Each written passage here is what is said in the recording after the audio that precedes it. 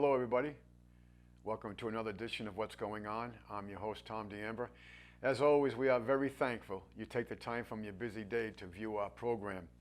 My friends, we're not going to have time to continue with our housekeeping chores of going back and looking at World War II and how the industrialists and the bankers all worked with the people that were our supposed enemies. How we not only financed the Third Reich, but also how, in fact, Ford Motor Company, ITT, and many, many others were actually facilitating the hardwares of war for the Third Reich. And the reason for that is that a lot is going on this week, and a lot of it is tied in to a bigger picture. I want to get into the program. We've spoken about MK Ultra and all that, and we have done major shows on MK Ultra. But as we know, MK Ultra was a conglomerate of what we know of 146 different psychological warfare programs. MK Ultra was an umbrella name of these 146 programs that we know of.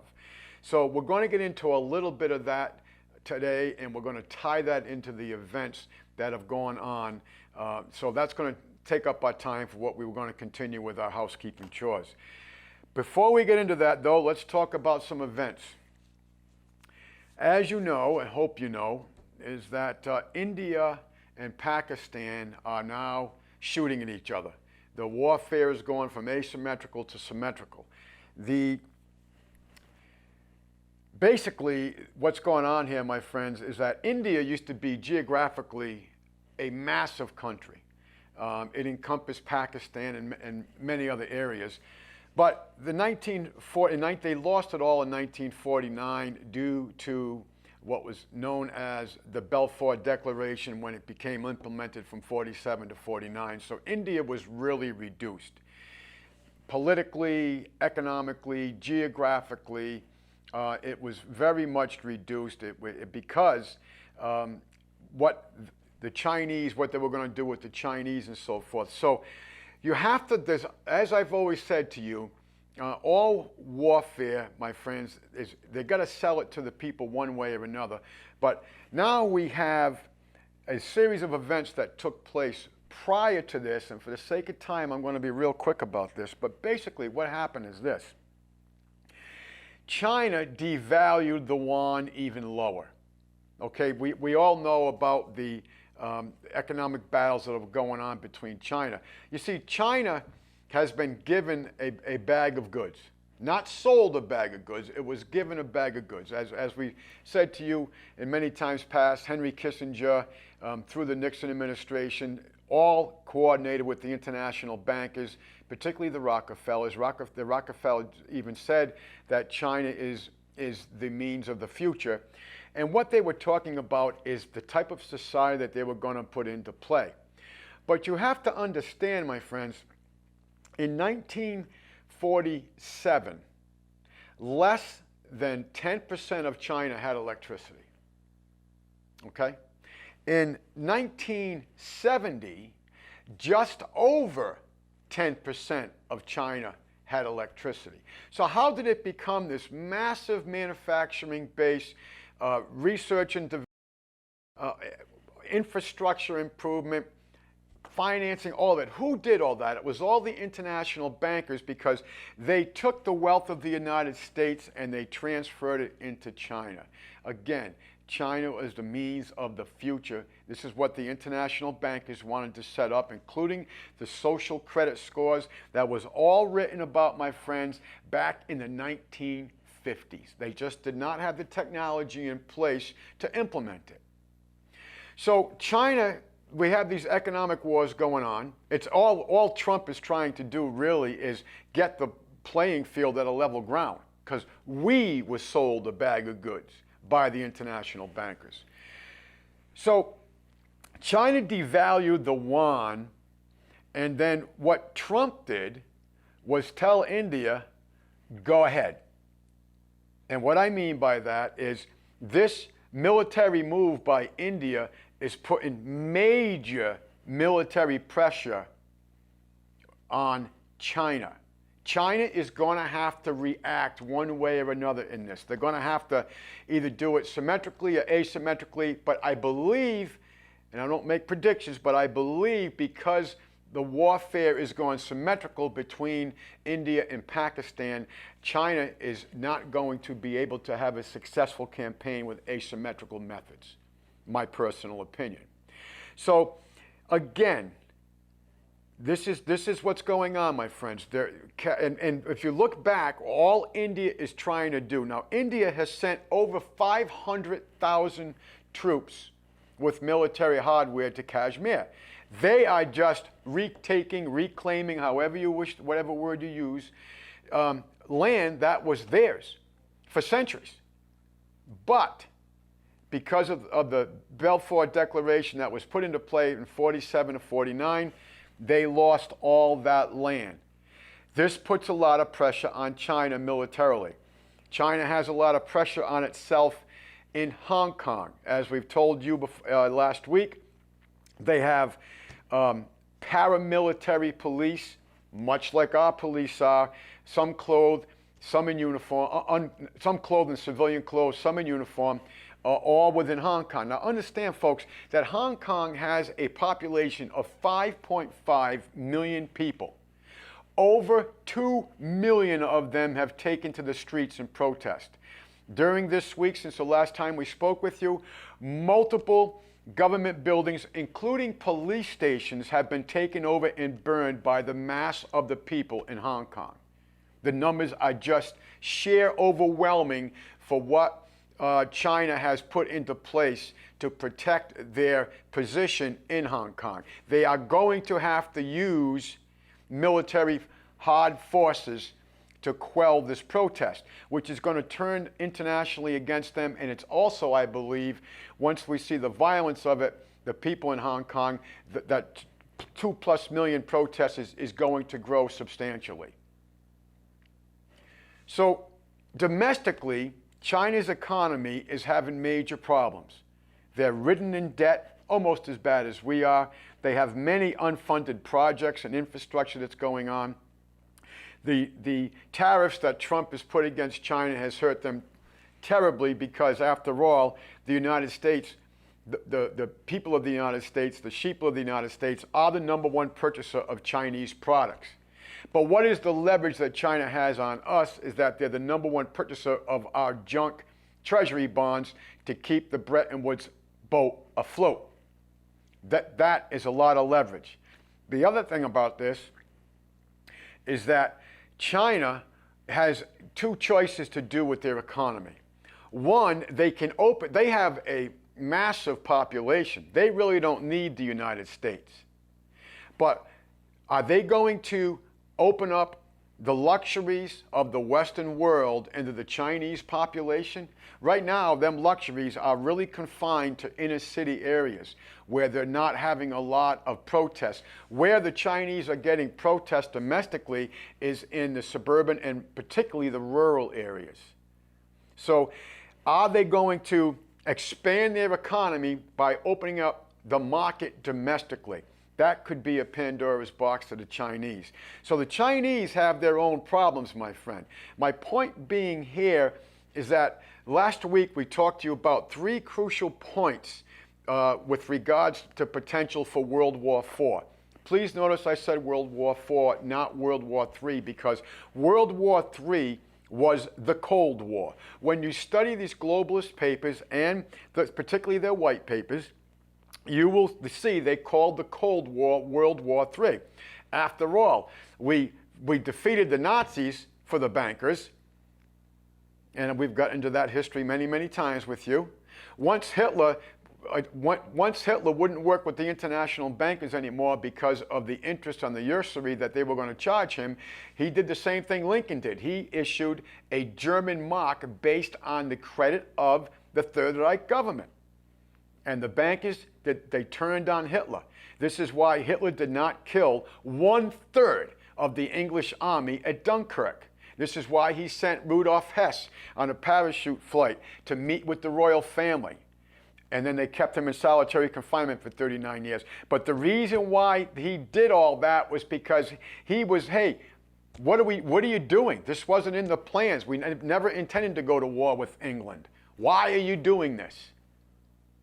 Look it up, my friends. Research the author David Irving and many others, but David Irving, with all his diligence and research, will prove this to you. So we have the potential now. We have 3 hot areas in the world, particularly that have gone hot. Particularly Iran, the Strait of Hormuz, where 35% of the world's raw petroleum products come through. And now we have what's going on with India and Pakistan, which is going to draw China into it, and potentially the United States with our agreements that we have with India. Very, very fragile hinge points at history where we're at. If we are brought into the war, we have the capability to destroy the world, China and the United States and Russia. Don't forget, Russia has been very patient. Russia has been incredibly patient. We have shot down their fixed wing aircraft. We've shot down helicopters. We have surrounded them militarily throughout their borders. We have taken over lands that were formerly theirs. We have been antagonists to the Russians, even in the Trump administration, probably more in the Trump administration, which to me is just a misuse of policy. But the United States military, my friends, is not the force you think it is. It is worn out. The men are worn out. The machinery is worn out. Listen to this. I'm just going to give you a couple of quick examples of this. Our new B-1 bombers, listen, this is the Air Force. This is the Air Force reporting this. This is from the American Military News. Headline, nearly 90% of our B-1 bombers, this is our newest bomber, my friends. The TR-3Bs are not online yet. The TR-3Bs, you probably haven't heard of them, are not online yet. Headline, nearly 90% of B-1B bombers not ready for war, Air Force General says. Now let's not forget our newest aircraft carrier, the USS Ford, can't even load ammo up onto the flight deck because the elevators aren't working. The catapults aren't working. It failed sea trials. It's 2.5 years behind scheduled to be deployed as a frontline in a frontline battle carrier group. Folks, we are in trouble. Listen to this. Almost 90% of the Air Force's B-1 Lancer bombers are not ready for combat. Out of a fleet of 61, only 7 of the B-1B Lancer bombers are mission capable. Think of that. For the sake of time, I'm not going to read this whole article. This information comes from General Timothy Ray, and he gave a report to the Pentagon of the fleet's current state.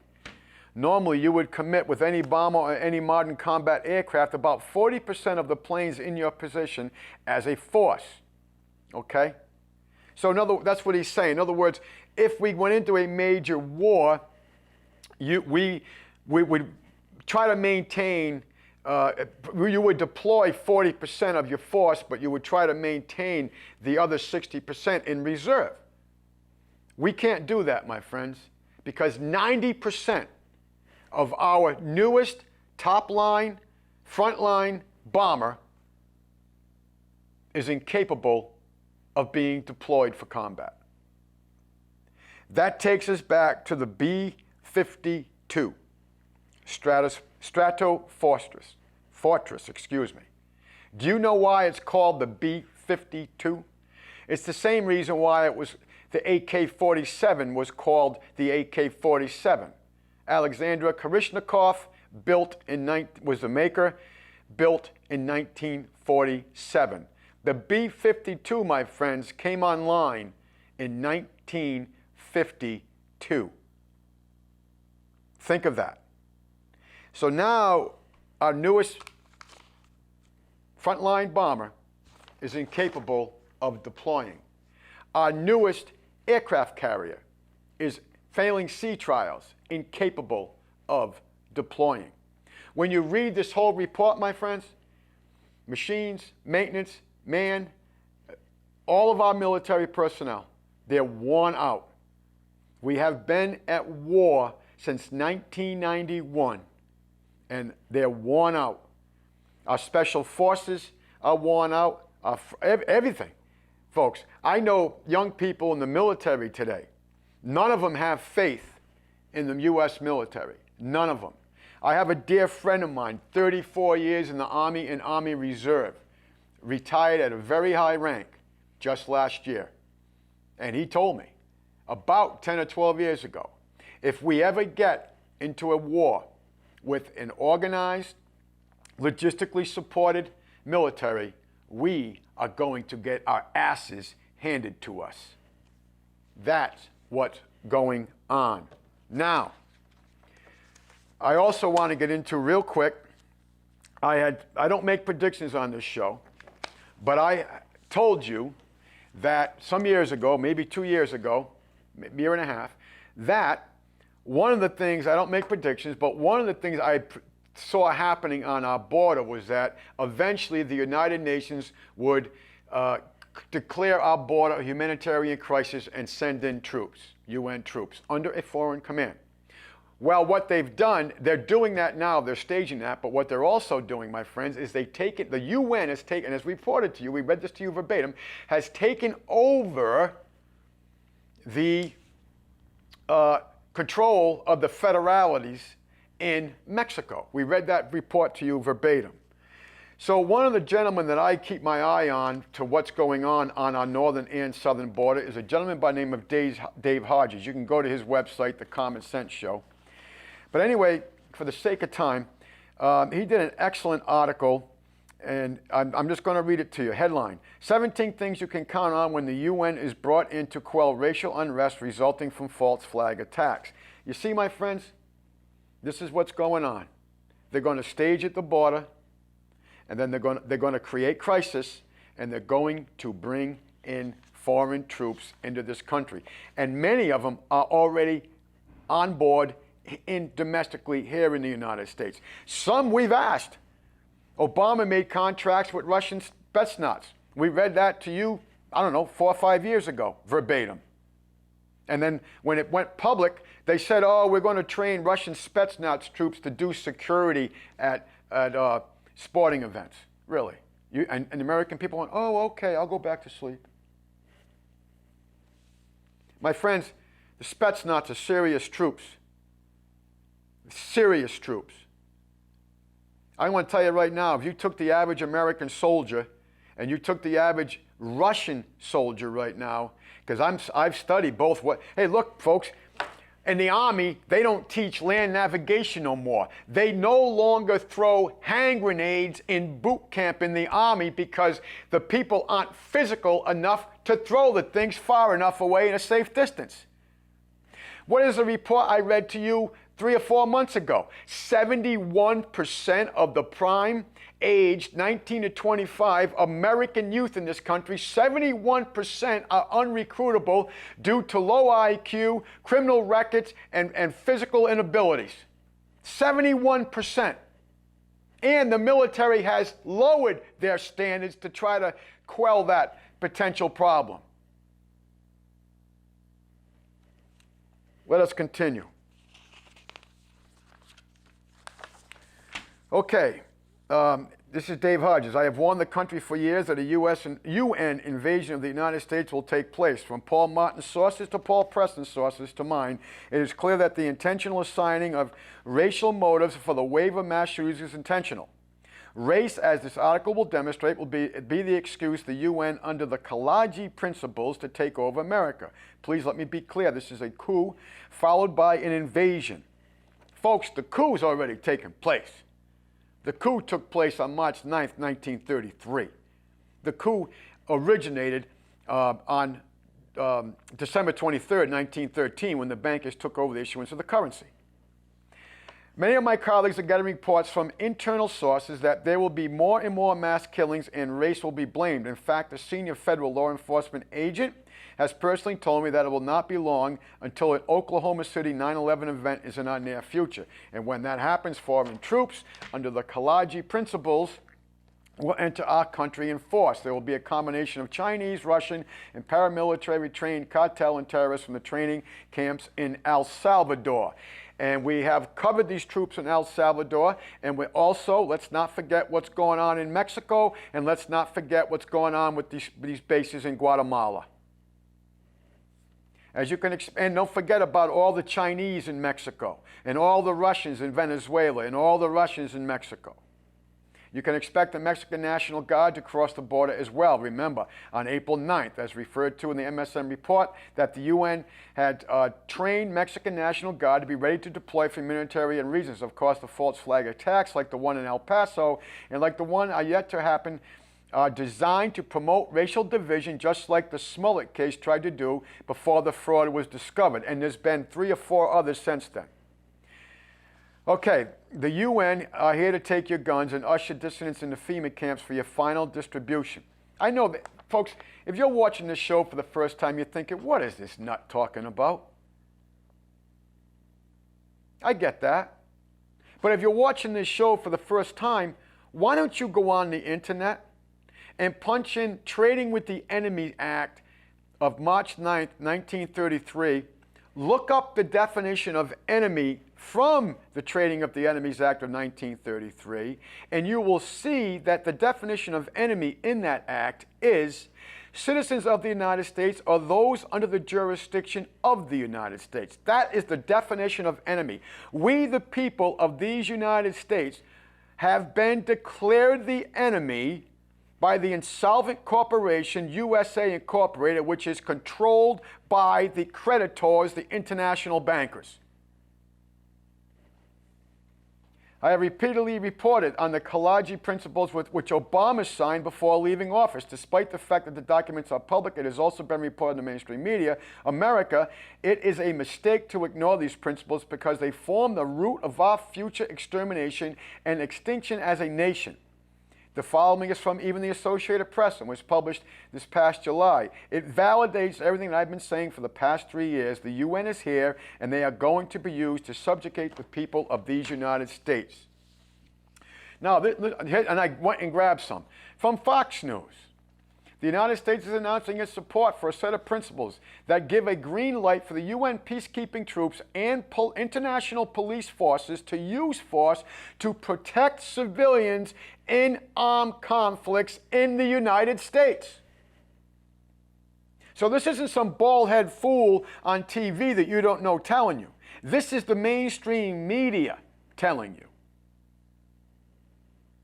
U.S. Ambassador Samantha Powell told a high-level UN meeting on Wednesday, focusing on the responsibility to protect civilians, that the United States was proud and humbled to join 28 other countries that are pledged to abide by these 18 pledges. The UN peacekeepers from these 29 countries are now required to act in cases where civilians are in danger. What is the motto of the New World Order? I've said this to you thousands of times. Ordo ab chaos. Order from chaos. That Hegelian dialectic, my friends. Get that triangle in your head. Create a crisis. Get the emotional response you want from the people. Bring in the solution which the people will accept, actually welcome, because of the emotional response that was created. And as George Hegel told us, that you've got to have fear in that equation, but boy, if you can put anger in that recipe, even better, all based on the crisis that was created. 9/11, the rest of them. It goes on and goes on and goes on. Let us continue. The Kalaji principles are designed to make sure that civilians are not abandoned by the international community again. See, they're all doing this for your own good. It's always for your own good. We're going to take your liberties to protect you. We're going to give you roadblocks because of these terrible drunk drivers on the road. We're going to prosecute you for smoking marijuana while we bring in all the heroin and cocaine over the decades. Now it turns out marijuana, which the Chinese have known for 2,000 years, is a very medicinal plant. So now we're going to take control of that and we're going to tax you for it. Let us continue. Another example. From the AP, United Nations, the United States is support for a set of principles that gave a green light for the UN peacekeepers troops and foreign police to use force to protect civilians in armed conflicts, even in the United States. And I'm going to stop with this because I'm just going to name some other ones that go on with it. The London Guardian, ABC News, NBC News. They all reported this. Now there's a committee, listen to this, the United Nations Committee on the Elimination of Racial Discrimination. Isn't that so benevolent sounding? The United Nations Committee on Elimination of Racial Discrimination has demanded that our highest level politicians and government officials in the United States condemn racist hate speech and crimes in Charlottesville and throughout the country. Of course, we have George Soros, whose group Black Lives Matter and Antifa have been agitating racial disharmony since Trump took office. I'm not going to get into all that. That's pretty self-evident. I am running out of time on this already. I apologize. The resulting chaos will provide the excuse for the UN to go public and attempt to take over the United States. As previously covered multiple times on the Common Sense Show, that Cal exit planned violence has the same potential to do the false flag events in places like El Paso. And it should be noted that Calix plans to exit the United States and become a protectorate of the United Nations. We reported that to you months ago. Months ago. This event would drive a stake through the heart of America, as California accounts for 60% of American agriculture and 25% of all retail. Add to the recent Chinese announcement that they are not importing any U.S. food. The U.S. food supply and resulting profits are in real trouble. Now, for the sake of time, he gets into 17 principles that, let me just read it for you. When will the United Nations show up? Do you think they are going to be handing out donuts and cookies? The Kalaji principles and the past UN actions speak clearly to what is coming. Because the United Nations would be going public in the midst of an artificially created crisis, you can very well count on the following 17 principles. Number 1, mass roundup of political dissidents. These will most likely be declared as terrorists and enemies of the state. Oh, all of us have been declared enemies of the state, haven't we? And will be linked to the precipitating false flag event. This will be unfolding of the red, white, and blue list as spoken about by Steve Quayle. We have read the definitions of how you make the red, white, and blue list. It's a different social credit scoring of how the government deems your threat potential to unstabilize their control. As a matter of fact, what is the number one threat on the terrorist watch list for the Department of Homeland Security? Veterans are the number one threat to the government of the United States. Think of that. Okay, number 2, dusk to dawn curfews, which are designed to keep people from congregating and planning in concert to overthrow the omnipresent tyranny. Omnipresent everywhere. 3, rationing of essential resources as specified in Executive Order 13603. We read that to you many times.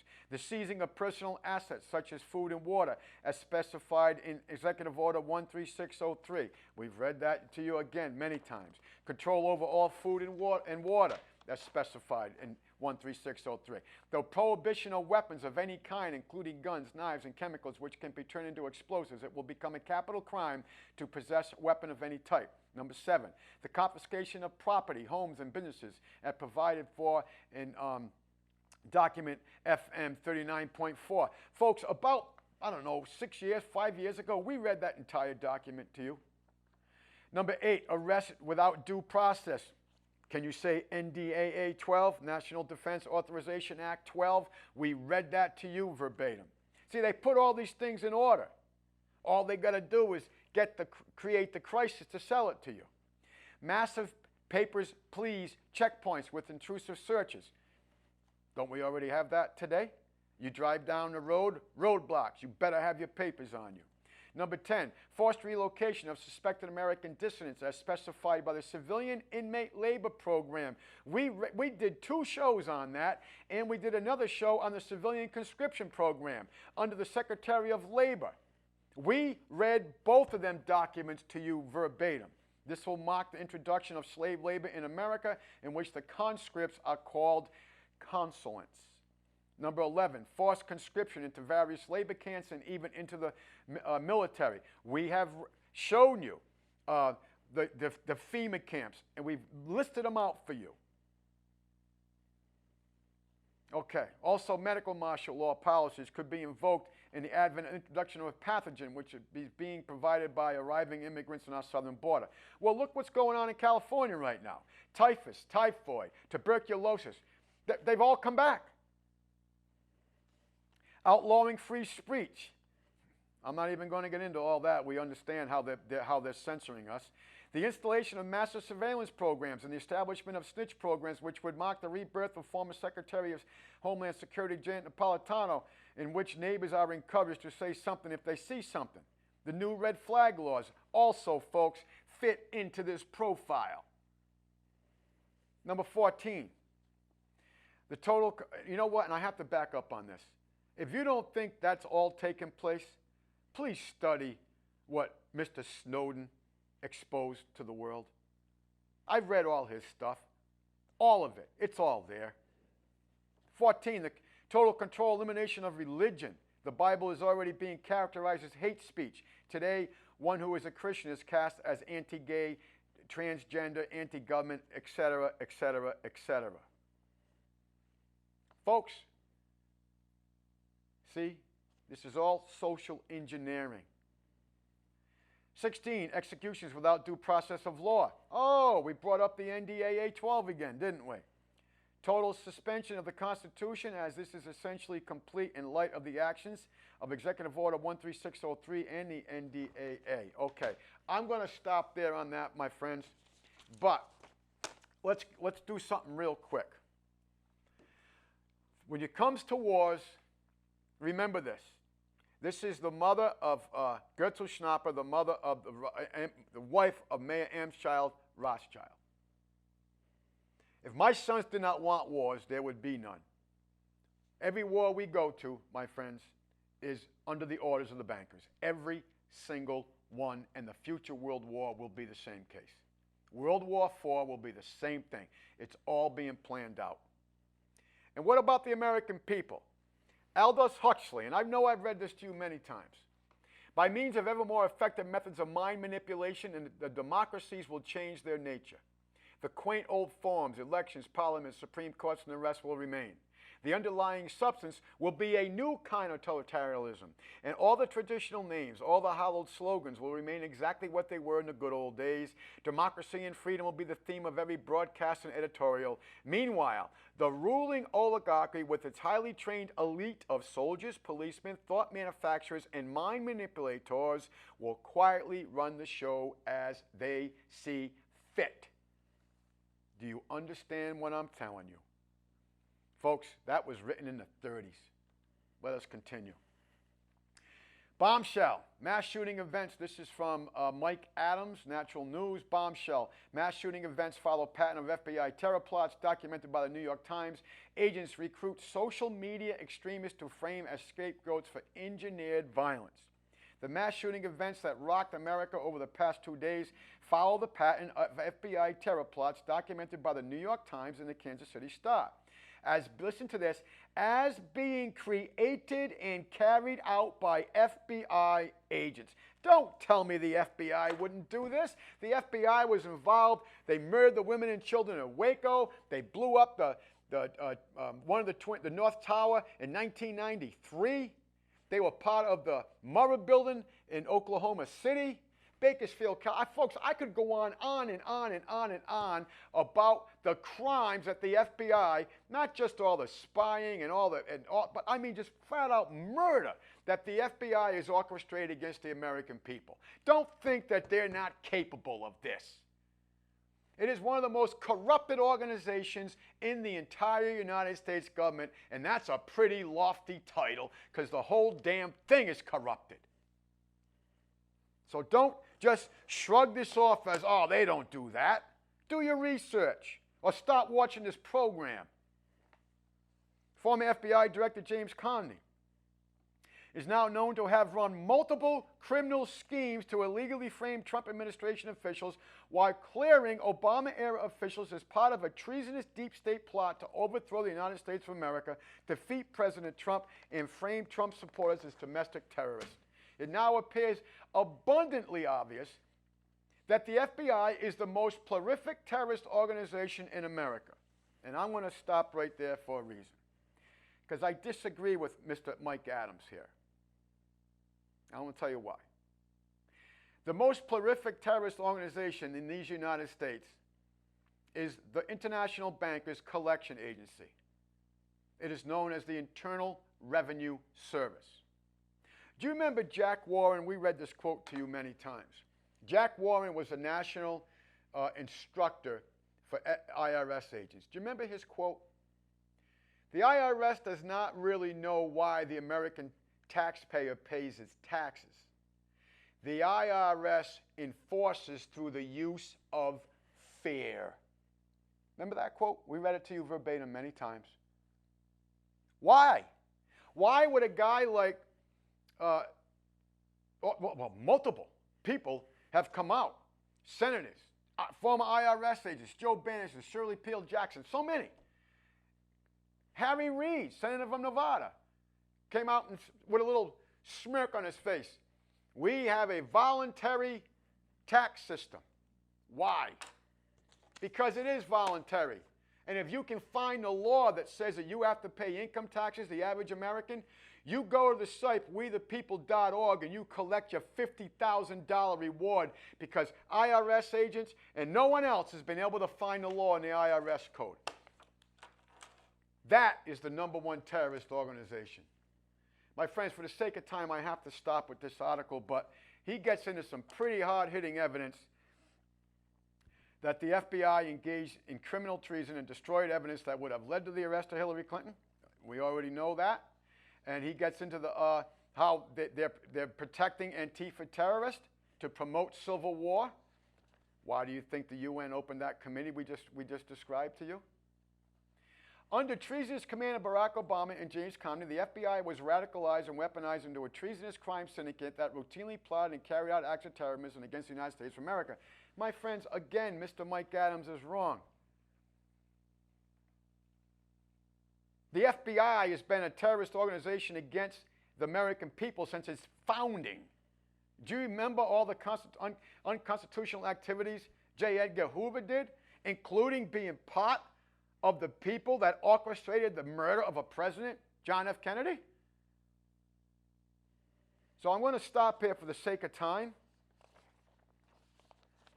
And he was going to go on with another one here. New evidence unveils disturbing facts about FBI Hillary Clinton's email scandal.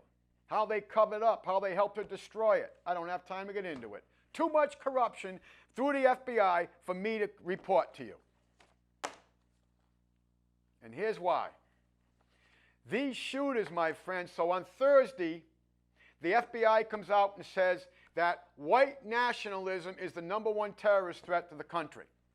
Even though when we showed you all the crime statistics, and we can, do you know what the definition of a mass shooting is in this country? 4 or more shooting victims. 4 or more shooting victims. Do you know, when you look at the language of mass shooting in the United States, 82% of the shooters were black? Well, it makes sense, doesn't it? Look at all the black-on-black crime. Look at all the inner-city black-on-black murders, gang-related murders. So you take the definition of 4 or more victims of a shooter event, 82% of the shooters were black. So how is white nationalism the biggest threat? Because white people built this country, founded this country. Judeo-Christianity was brought here by white people. Our law system is based on Judeo-Christianity. And nationalism is the biggest threat. They want to use the white for the racial divide, because many black people are Judeo-Christians. Many black people work hard. Many black people don't want to see their race represented by inner city thugs. I grew up in a very diverse neighborhood. I have a lot of black friends. And they were more disturbed by what blacks was going on in the 60s and 70s where I come from than I was. Because it's a facsimile on them. All these shooters, my friends, were all leftist. Bernie supporters. All of them. But yet, one of them, one of their, I think it was the guy up in Ohio, they changed his portfolio on the internet to being a Republican. So the FBI comes out and says white nationalism is the #1 terrorist threat, and 32 hours later, we have a mass shooter by a white guy who's on a suicide mission with a single magazine which holds 30 rounds, but yet he's on a suicide mission, but he's got hearing protecting on. And he has no other hardware of magazines on him, yet he shot over 30 people. How does that happen? I'll tell you how it happens. Because all the people that were there on both incidences talked about multiple shooters. Just like so many events in the past. San Bernardino, Las Vegas, all of them. Multiple shooters. Hell, even the police chief in San Bernardino came out and said, we have 3 suspects in custody. Origins and techniques of Monarch mind control. We've talked to you many times about MK Ultra. So for the sake of time, my friends, this is from a website called Vigilant Citizen. Monarch programming is a method of mind control used by numerous organizations for covert purposes. It is a continuation of Project MK Ultra. Now remember, Project MK Ultra is an umbrella name for the 146 PSYOPs that we know of. There are other ones outside of that, Operation Gladio, etc. Okay, MK Ultra, mind control program developed by the CIA and tested on military and civilians. The methods are astonishingly sadistic, and the expected results are horrifying. The creation of mind-controlled slaves who can be triggered at any time to perform any action required by the handler. While mass media ignores this issue, over 2 million Americans have gone through the horrors of this program. Monarch programming is a mind-controlled technique comprising of elements of satanic ritual abuse. For the future of this article, I'm going to say SRA, and multiple personality disorders. I'm going to call them MPDs. It utilizes a combination of psychological neuroscience and occult rituals to create within the slaves an alter persona that can be triggered and programmed by the handlers. Monarch slaves are used by several organizations connected with the world elite in fields such as the military, sex slavery, and the entertainment industry. Throughout the course of history, several accounts have been recorded describing rituals and practices resembling mind control. One of the earliest writings in reference to use occultism to manipulate the mind can be found in the Egyptian Book of the Dead. It is a compilation of rituals heavily studied by today's secret societies, which describes methods of torture and intimidation to create trauma and to use potions, drugs, and the casting of hypnotism, ultimately resulting in total enslavement of the initiate. Other events ascend to black magic, sorcery, and demon possession, where the victim is intimidated by an outside force, again, trauma, pain, and also ancestors of Monarch programming. It is, however, during the 20th century that mind control became a science in the modern sense of the term, where thousands of subjects have been systematically observed, documented, and experimented on. One of the first methodological studies on trauma-based mind control was Joseph Mengele. This is a picture of Mr. Mengele, and we have got into him many times. He was a physician working in the Nazi concentration camps. He initially gained notoriety for being one of the SS physicians who supervised the selection of arriving prisoners, determining who was to be killed and who was to be into forced labor. However, he is mostly known for performing grisly human experiments on camp inmates, including children, for which Mengele was called the Angel of Death. Mengele is infamous for his sordid human experiments on concentration camp prisoners, especially on twins. We have reported that to you many times. A part of this work that's rarely mentioned, however, is his research on mind control. Much of his research in this field was confiscated by the Allies and is still classified to this day. Now, this is a PSYOP doctor named Dr. Green talking about Mengele. The most significant program, and perhaps one could give him the title of the father of the Monarch program, was Joseph Mengele, an ex-Nazi concentration camp doctor. Thousands of Monarch mind-controlled slaves in the United States had Dr. Green as their chief programmer. And if you want to look that up, you can research the author. His name is Fritz Springmeier, and the name of the book is The Illuminati Formula to Create a Mind-Controlled Slave. My friends, I read that book, I'm going to say 12, 15 years ago. Heart-wrenching book. Fritz Springmeier, The Illuminati Formula to Create a Mind-Controlled Slave. If you want to get awakened and to see, you'll see this every day going on. You'll see it in everyone who's above you in society. From politicians, the people that entertain you, the people that rule over you, the judges, the academia that teach you, the religious aspect people that are supposedly bringing you to God. They are all part. They're not in these positions, my friends, without having two things. One or both. One, that they can bribe you or intimidate you. They have some dirt on you. That's what Jeffrey Epstein was about. And have you noticed how we no longer hear about Jeffrey Epstein? No, we're back to mass murders to take away your guns. Jeffrey Epstein, all the names that have come out, people in entertainment, people in law enforcement, politicians, royal family members, George Soros, all of them, thousands of them, were all part of this program, a part of Jeffrey Epstein's program that was run, as we know, by the Mossad, the CIA, and the FBI.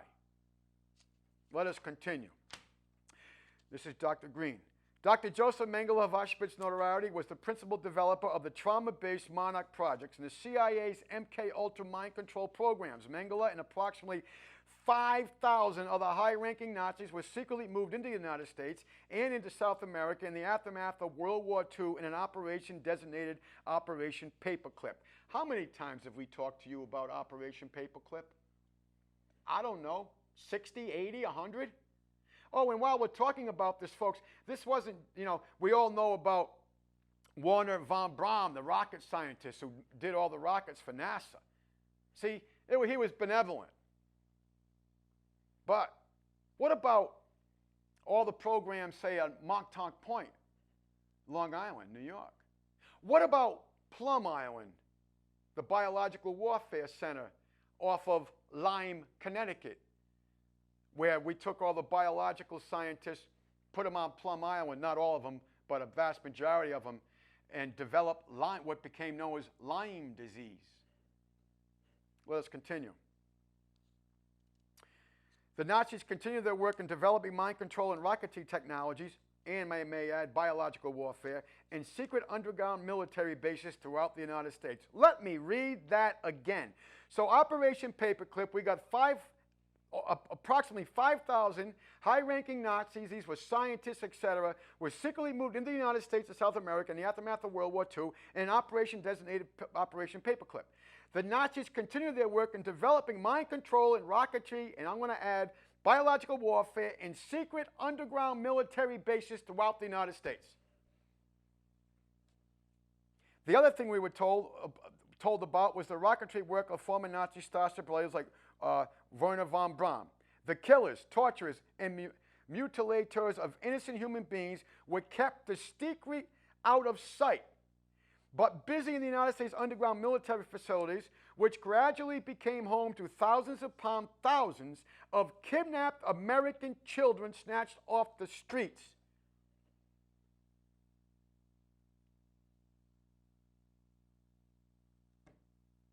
and placed into iron bar cages stacked from floor to ceiling as part of their breakdown and or training. Do you remember, was it last year we reported to you the 48 children that they found, that they discovered in Colorado? The youngest one was 4 months old. The oldest one was 14 years old. And where they find them, my friends? In cages. These children would be used to further refine and perfect Mengeler's mind control technology. Certain selected children would become future mind control slaves who could be used for thousands of different jobs, ranging anywhere from sexual slavery to assassinations. Let's give you one. Sirhan Sirhan. Now, I know Sirhan wasn't alone in shooting Robert F. Kennedy. I understand that.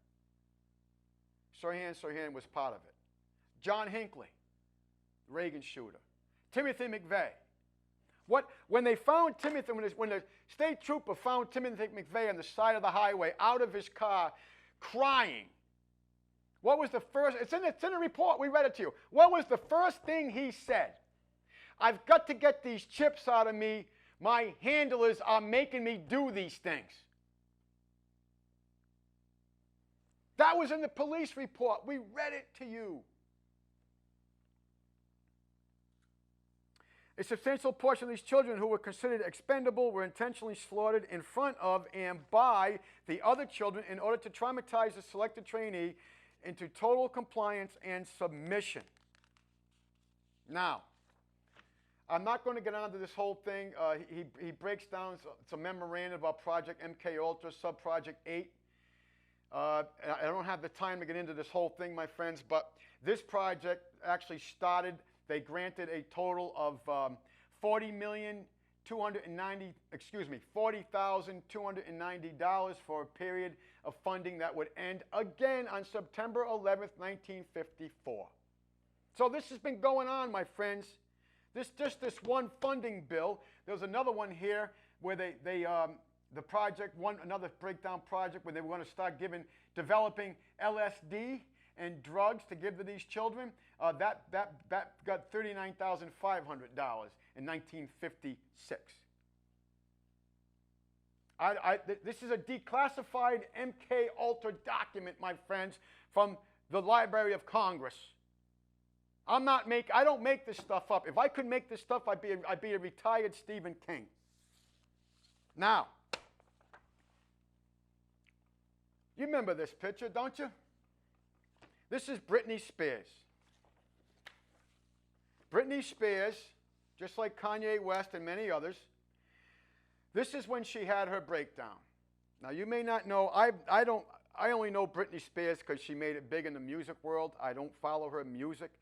But I do know this. Most people in the entertainment world, all people in the entertainment world who make it big, have sworn allegiance to the occults. All of them. And next week, I'm going to show you some proof of that, because I've already run out of time. Okay, so Britney Spears is being held against her will at a mental facility since January. The cryptic social media activity of Britney's mother appears to be confirming this claim, undergoing MK Ultra reprogramming. Okay, folks, for the sake of time, I really don't have enough time to get into this whole thing. But anyway, it breaks down Britney Spears' career, how she got into this entertainment business as a child. She was part of the Mickey Mouse Club.